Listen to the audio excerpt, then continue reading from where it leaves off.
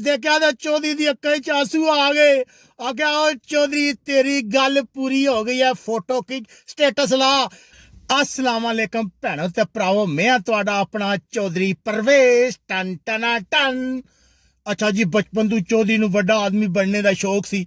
चौधरी का ख्वाब सी कि एक दिन लोग फखर करनगे, ओए असी चौधरी नाल कार दी अगली सीट ते बैठे आ।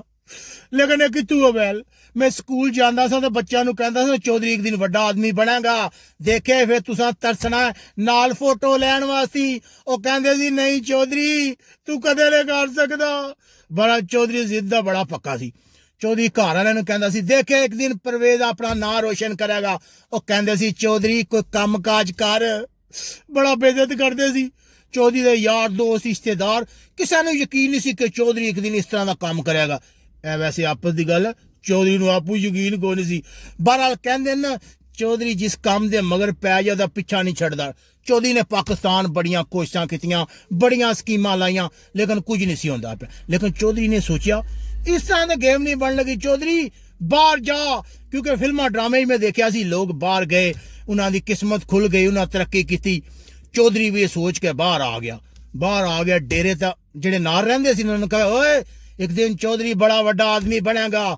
वो सड़ लग पैण, वो कहण चौधरी वो क्या करदे हो यार, तू कित्थों वड्डा आदमी बनना है, वो तेरे चो सलाहियत ही नहीं। और मैं क्या चौधरी दे अंदर छुपियां सलाहियतां ना, एक दिन चौधरी तरक्की करेगा। कोई बंदा नहीं सी मनदा। चौधरी ने काम करना शुरू कर दिता, होटल का काम किया, कंस्ट्रक्शन का काम किया, पैसे भी कमाने शुरू कर दिते। लेकिन चौधरी की बल्ले बल्ले नहीं सी होंदी। कोई बंदा चौधरी का इंतजार ही नहीं सी करता। चौधरी आख्या कि फिर चौधरी जदों पाकिस्तान पूरा करे तो यार दोस्त आखना सुना बाहर जाके वड्डा आदमी बन गए, और बाहर भी तू मजदूरी करदे पे चौधरी।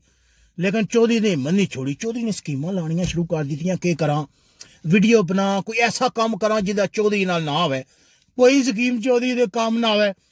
आखिरकार किसी मशवरा दिता कि चौधरी तू टैक्सी चला, पैसे कमा, देखी तेरी बल्ले बल्ले होंदी। मैं कहा बल्ले बल्ले तो होगी, लेकिन मसला तो वही है चौधरी नूं ऐसा काम चाहिए कि बंदे उहदे इंतजार करन। ते टैक्सी चला के तो बंदे मेरा इंतजार नहीं करन लगे। लेकिन चौधरी ने हिम्मत नहीं छड्डी ना, लगा रहा। तुहानूं पता आदे इंसान दे अंदर जज्बा होना चाहिए, इत्थे जज्बा जिहदे अंदर जज्बा हो एक दिन बाहर जरूर आंदा है। अच्छा जी, चौधरी ने क्या किया, चौधरी ने टैक्सी चलानी शुरू कर दी थी। चौधरी टैक्सी ते जाए, पूरा दिन में चौधरी नूं सवारी ना लभे, एक सवारी दो सवारी, वो जड़ियां सवारियां लभण वो भी दिमाग खान, कहण चौधरी तू लम्मा फेरा लवांदा है पैसे वास्ते। मैं क्या नहीं, और चौधरी इस तरह का बंदा नहीं। और चौधरी का ख्वाब पैसे कमाना नहीं, चौधरी का ख्वाब है कि एक दिन वड्डा आदमी बने। वो सारियां सवारियां हसन लग पैन, कहण चौधरी तेरे जे कई चौधरी आए कई टुर गए। अच्छा जी, एक दिन की होया, वीकेंड सी, टैक्सियां दी हड़ताल शुरू हो गई।